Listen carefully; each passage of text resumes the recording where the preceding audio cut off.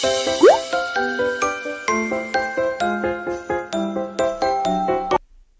Morning साथियों, welcome to पहचान classes. पहचान क्लासेस के यूट्यूब चैनल पर आप सभी का बहुत बहुत स्वागत है। देखिए मित्रों, आज हो गई है 14 अक्टूबर और 14 अक्टूबर से संबंधित राजस्थान करंट के जितने भी टॉप क्वेश्चन रहेंगे वो सारे के सारे हम इस क्लास में डिस्कस करने वाले हैं। तो पूरी क्लास को आप लास्ट तक जरूर देखना। एक बार जो है आप सभी से रिक्वेस्ट है कि क्लास को शेयर जरूर कर लीजिएगा। और आज जो है मैं 100 व्यूज का टारगेट आप सबको देता हूँ, जो आपको पूरा करवाने में मेरी हेल्प करनी है। ठीक है, चलिए। और हाँ, एक और बात और बता दो कि टेलीग्राम को जो है आप ज्वाइन जरूर कर लेना, क्योंकि टेलीग्राम पर ही सारी की सारी अपडेट, सारी न्यूज जो है वो मिलती है। तो टेलीग्राम को 100% ज्वाइन कर लेना। वीडियो को लाइक शेयर कमेंट जरूर करना और चैनल को सब्सक्राइब नहीं किया तो वो भी कर लेना। ठीक है, चलिए तो बात करते हैं आज के टॉप इंपोर्टेंट क्वेश्चन के बारे में। 14 अक्टूबर राजस्थान करंट की क्लास में आप सभी का बहुत वेलकम। ठीक है, चलिए देखिए, सबसे पहले हम बात करते हैं यस्टरडे रिवीजन के बारे में कि कल जो लास्ट में हमने क्लास देखी थी उस क्लास में क्या इंपॉर्टेंट था, उसका एक बार रिवीजन, और फिर हम बात करेंगे आज के टॉप इंपोर्टेंट क्वेश्चन के बारे में। ठीक है, चलिए तो बात करते हैं। फर्स्ट क्वेश्चन देखिए दिया हुआ है, हाल ही में राज्य में किस विश्वविद्यालय के शोधार्थियों द्वारा किए गए नवाचार पोर्टेबल बायोचार इकाई निर्माण को केंद्र सरकार ने पेटेंट जारी किया है? तो वह किया गया भाई महाराणा प्रताप कृषि एवं प्रौद्योगिकी विश्वविद्यालय उदयपुर के द्वारा। फिर हमने बात की थी निम्न में से किस विश्वविद्यालय में लोक देवता तेजाजी शोध केंद्र स्थापित किया जाएगा? तो यह जय नारायण व्यास विश्वविद्यालय जोधपुर केंद्र का जो है स्थापित किया जाएगा। ठीक है, चलिए। फिर नेक्स्ट हमने देखा था निम्न में से किस विश्वविद्यालय में संत पीपा शोध रिसर्च स्टडी सेंटर स्थापित किया गया है? तो यह मोहनलाल सुखाड़िया यूनिवर्सिटी उदयपुर केंद्र जो है स्थापित किया गया है। ठीक है, चलिए। फिर नेक्स्ट हमने बात की थी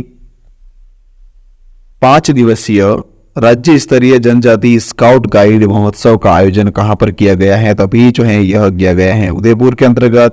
फिर नेक्स्ट हमने देखा था डेल्फिन काउंसिल ऑफ राजस्थान द्वारा 3 दिवसीय शरद रंग महोत्सव का आयोजन कहां किया जाएगा? तो यह जवाहर कला केंद्र जयपुर के अंतर्गत जो है किया जाएगा।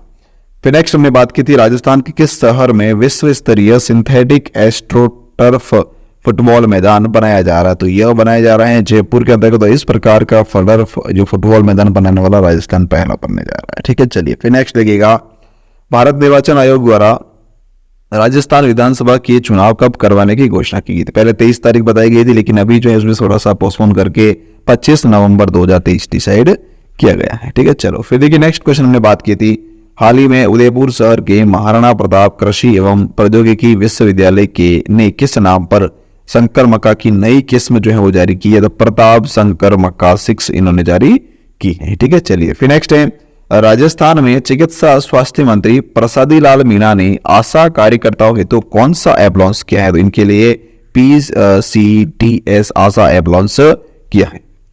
फिर नेक्स्ट है महात्मा गांधी दिव्यांग विश्वविद्यालय यानी कि महात्मा गांधी दिव्यांग यूनिवर्सिटी जोधपुर के पहले वाइस चांसलर जो है वो किसे नियुक्त किया गया है? तो वह किया गया है डॉक्टर कुसुमलता भंडारी को। ठीक है, चलिए। अब हम बात करते हैं आज के टॉप इंपोर्टेंट क्वेश्चन में। फर्स्ट क्वेश्चन जो है वो आपके सामने दे रखा है, उदयपुर की साहित्य संस्था अदबी उड़ान का महिला साहित्य सम्मान किसे दिया जाएगा? भाई काफी अच्छा क्वेश्चन है कि उदयपुर की जो साहित्य संस्थान है अदबी उड़ान, इसके द्वारा महिला साहित्यकार सम्मान जो है वो किसे प्रदान किया जाएगा? तो ये दिया जाएगा डॉक्टर पद्मजा शर्मा को, यानी कि यहाँ पे हमारा ए ऑप्शन जो है बिल्कुल करेक्ट रहेगा। ठीक है, चलिए। देखिए फैक्ट इसके बारे में क्या है। उदयपुर की साहित्यिक संस्थान अदबी उड़ान द्वारा राष्ट्रीय साहित्य पुरस्कार 2023 की घोषणा की गई। इसमें 8वें राष्ट्रीय साहित्य पुरस्कार वितरण समारोह के लिए देश के अलग अलग प्रदेशों के साहित्यकारों के साथ में जोधपुर की वरिष्ठ साहित्यकार, कहाँ के ये जो है ना, ये पद्मजा शर्मा, ये जोधपुर के कहाँ से है भाई? जोधपुर से हैं, और इनको जो है साहित्य महिला साहित्यकार सम्मान मिलने वाला है। तो जोधपुर की वरिष्ठ साहित्यकार डॉक्टर पद्मजा शर्मा को अब अदबी उड़ान महिला साहित्यकार सम्मान और उनके अलावा राजस्थानी भाषा के साहित्यकार एवं समीक्षक वाजिद हसन काजी को चयन किया गया है अदबी उड़ान राजस्थानी भाषा साहित्य सम्मान के लिए। तो याद रखना कि ये जो उड़ान अदबी उड़ान महिला साहित्यकार सम्मान जो है वो दिया जाएगा किसे? पद्मजा शर्मा को, जो कि जोधपुर से हैं। ठीक है, उसके अलावा एक और है जो सम्मान है, क्या नाम है भाई, अब्दी उड़ान राजस्थानी भाषा साहित्य सम्मान। कौन सा? अब्दी उड़ान राजस्थानी भाषा साहित्य सम्मान। यह दिया जाएगा किसे? वाजिद हुसैन काजी को। तो ये भी इंपॉर्टेंट पॉइंट है, दोनों चीज याद रखना। फिर नेक्स्ट है 15 अक्टूबर 2023 को 15 अक्टूबर 2023 को RCS कैंपस उदयपुर में यह पुरस्कार और सम्मान समारोह का आयोजन किया जाएगा। ठीक है, चलिए फिर नेक्स्ट है राजस्थान राज्य वीर तेजाजी कल्याण बोर्ड का अध्यक्ष किसे मनोनीत किया गया? तो वह किया गया है रिचपाल मिर्धा को, यानी कि यहाँ पे बी ऑप्शन बिल्कुल इसका करेक्ट रहेगा। फैक्ट की बात करते हैं इसके, राजस्थान राज्य वीर तेजाजी कल्याण बोर्ड का अध्यक्ष नियुक्त किया गया है। सामाजिक न्याय एवं अधिकारिता विभाग द्वारा जारी आदेश के आधार अनुसार वीर तेजाजी बोर्ड में पूर्व विधायक रिचपाल मिर्धा को अध्यक्ष बनाया गया है। दिनेश कसवा को उपाध्यक्ष बनाया गया है। इसके अलावा रिद्धकरण लामरोड, राजूराम चौधरी, रतनलाल गासल, मोहन गोदारा, विजेंद्र पुनिया, राजकुमार बालूराम जाट को भी इसका सदस्य बनाया गया है। फिर नेक्स्ट है इनका कार्यकाल जो है ग्रहण करने की तिथि से लेकर 3 वर्ष का इनका कार्यकाल होगा। तो ये भी एक इंपॉर्टेंट पॉइंट है, थोड़ा याद रखना कार्यकाल का। ठीक है, चलिए फिर नेक्स्ट है निम्नलिखित में से सत्य कथन बताइए। सत्य कथन कौन सा? ध्यान से देखिएगा। 27वां कंजर्वेशन रिजर्व कौन सा बना और कब बना? तो याद रखना, एक तरफ कंजर्वेशन रिजर्व के नाम है, दूसरी तरफ कब और कहां बने। ठीक है, तो 27वां कंजर्वेशन रिजर्व बना था भाई बांज आमली, जो कि 12 के अंतर्गत है। 20 मई 2023 को घोषणा हुई थी। ठीक है, बना हुआ था। फिर नेक्स्ट है 28 कंजर्वेशन रिजर्व जो है वो कौन सा है? तो वह है बालेश्वर नीम का थाना के अंतर्गत है। 6 अक्टूबर 2023 को बनाया गया। नेक्स्ट है 29 कंजर्वेशन रिजर्व जो है वह कौन सा है? तो वह है गंगा घाट जयपुर के अंतर्गत है। 6 अक्टूबर 2030 को बनाया गया ये भी। तो इसका मतलब उपयुक्त सभी अर्थात जो है डी ऑप्शन वो यहाँ पे हमारा करेक्ट रहने वाला है। ठीक है, चलिए फिर बात कर रहे हैं इसके फैक्ट के बारे में।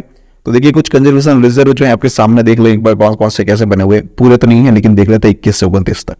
21वां कंजर्वेशन रिजर्व जो है वो जाराना आमागढ़ जयपुर के अंतर्गत बना 2022 में। ठीक है, दिसंबर 2022 में।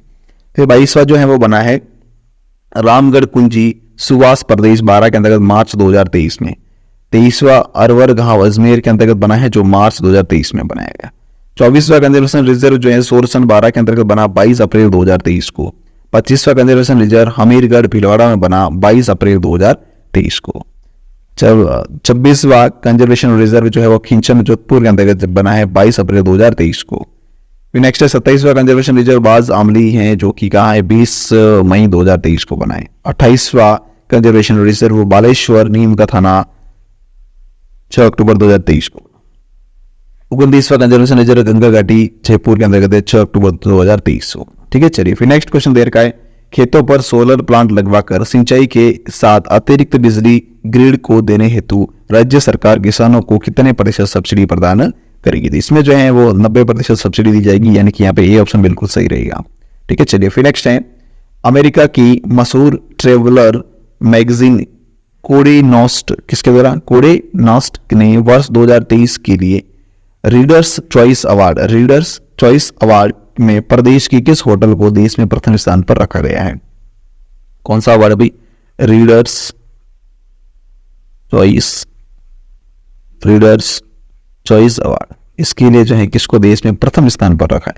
राजस्थान की कौन सी होटल को? तो वह होटल है भाई उम्मेद मेहमान पैलेस जोधपुर, यानी कि यहाँ पे ए ऑप्शन जो है वो हमारा बिल्कुल सही रहेगा। फिर देखिए नेक्स्ट इसके फैक्ट है अमेरिका की मशहूर ट्रेवल मैगजीन कोडे नॉस्ट ने वर्ष 2023 के लिए रीडर्स चॉइस अवार्ड से प्रदेश की उम्मेद भवन पैलेस जोधपुर को देश में प्रथम स्थान पर रखा है।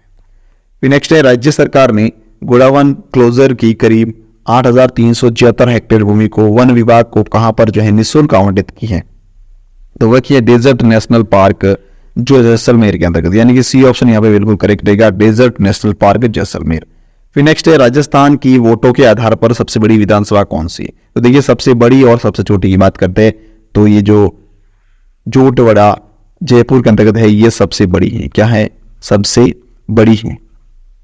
ठीक है, और इसके अलावा ये जो किशनगढ़ जयपुर है ये सबसे छोटी है। क्या है? सबसे छोटी है। तो यहाँ पे जो है हमारा बिल्कुल करेक्ट आंसर क्या रहेगा? यहाँ पूछा गया सबसे बड़ी कौन सी? सबसे बड़ी कौन सी? तो बड़ी है जोटवाड़ा जयपुर। तो यहाँ पे डी ऑप्शन बिल्कुल हमारा इसका करेक्ट रहेगा। ठीक है, चलो फिर देखिए नेक्स्ट इसके फैक्ट देखते हैं। राज्य में 200 सीटें हैं और लगभग 5.26 करोड़ वोटर हैं। निर्वाचन विभाग की ओर से हाल ही में जारी अंतिम मतदाता सूची के बाद वोटों के आधार पर सबसे बड़ी और सबसे छोटी विधानसभा का रिकॉर्ड जयपुर में जिले का नाम आता है। ठीक है, चलिए देखिए, इसमें प्रदेश भर में 200 विधानसभा सीटों पर 5,24,80,545 मतदाता नई सरकार को वोट डालेंगे। फिर नेक्स्ट है कितने, लगभग 5 करोड़। ठीक है, फिर है इनमें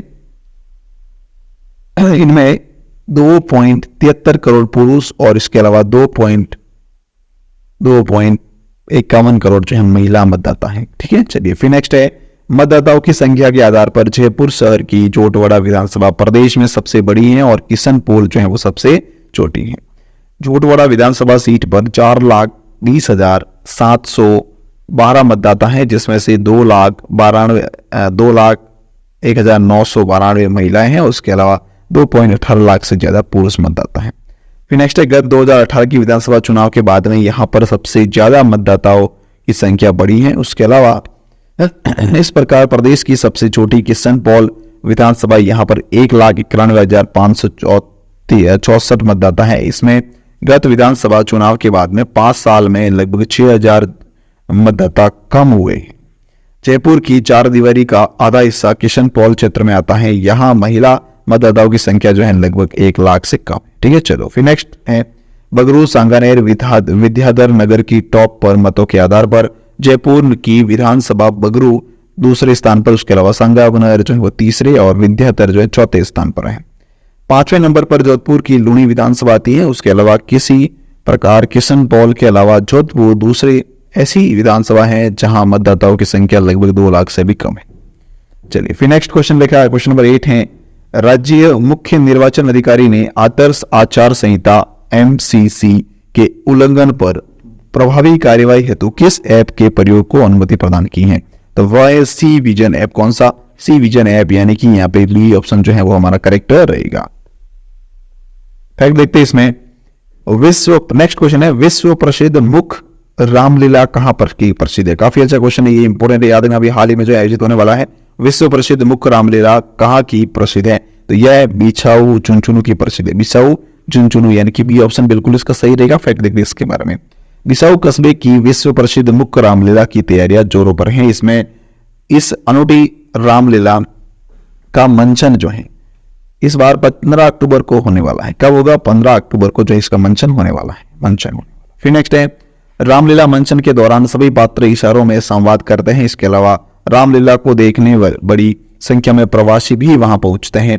इनके ठहरने व खाने पीने की निःशुल्क व्यवस्था की गई है। रावण दहन दशहरे वाले दिन नहीं किया जाता है, बल्कि चतुर्दशी के दिन किया जाता है। इसके अनुसार इसके दूसरे दिन जो है भरत मिलाप व भगवान भरत व श्री राम का मिलाप होता है। उसके अलावा भरत मिलाप होता है उसके दूसरे दिन, और नेक्स्ट डे फिर भगवान श्री राम का राज्याभिषेक के साथ में जो है ये रामलीला संपन्न होती है। ठीक है, चलिए नेक्स्ट है रामलीला के आखिर 4 दिनों में पुतलों का दहन किया जाता है। रामलीला देखने के लिए प्रवासी भारतीयों के साथ साथ काफी संख्या में सैलानी भी वहां पर आते हैं। यहाँ रामलीला का मंचन शाम को होता है। उसके अलावा स्टेज की जगह खुले मैदान में जो है यह कहां पर? खुले मैदान में बीच सड़क पर बालू रेत बिछाकर मंच तैयार किया जाता है। खास बात यह है कि यहाँ पर जो है राम लक्ष्मण भरत शत्रुघ्न एवं सीता के पात्र को छोड़कर सभी पात्र जो है चेहरे पर मुखौटा लगाकर अभिनय करते हैं। यह रामलीला लगभग 15 दिन तक चलती है। कितने दिन तक? 15 दिन तक चलती है। तो ये थी बिछाऊ चुनचुनू का जगत प्रसिद्ध है यहाँ के। तो 15 अक्टूबर से शुरू होने वाली। कब से? 15 अक्टूबर से जो है ये शुरू होने वाली। ठीक है, चलो फिर नेक्स्ट है। नेक्स्ट क्वेश्चन लिखा हुआ है, नेक्स्ट आगे फैक्ट और है रामलीला के आखिरी 4 दिनों में पुतलों का दहन किया जाता है। ठीक है, और ये प्रवासी देखने के लिए सैलानी भी आते हैं। ये तो वही सेम कंडीशन है, चलो कोई बात नहीं। नेक्स्ट क्वेश्चन है एम्स जोधपुर द्वारा ग्रामीण रूरल सेंटर कहां बनाया जाएगा? काफी अच्छा क्वेश्चन है। एम्स जोधपुर जो हॉस्पिटल है उसके द्वारा ग्रामीण रूरल सेंटर कहां बनाया जाएगा? तो ये बनेगा नेतड़ा जोधपुर के अंतर्गत, यानी कि यहाँ पे हमारा सी ऑप्शन जो है वो बिल्कुल सही रहेगा। तो ये थी हमारी आज की क्लास। इसकी कुछ इंपॉर्टेंट फैक्ट देख लेते हैं, हेडलाइंस देखते हैं। स्वीप जो है वो किससे संबंधित है? तो याद रखना ये स्वीप का क्वेश्चन बहुत बार एग्जाम में पूछा गया है। ये है मतदाता जागरूकता संबंधित। क्या है? मतदाता जागरूकता किससे संबंधित है। ठीक है, चलो तो यहाँ पर सुव्यवस्थित मतदान शिक्षा एवं निर्वाचक सहभागिता बढ़ाने के लिए जो है स्वीप के द्वारा कार्य किया जा रहा, मतदाता जागरूकता फैलाई जा रही है। फिर नेक्स्ट है राजस्थान में पहली बार पात्र मतदाताओं को होम वोटिंग की सुविधा भी उपलब्ध होने वाली है। ये पहली बार होने वाला भी बहुत बड़ा।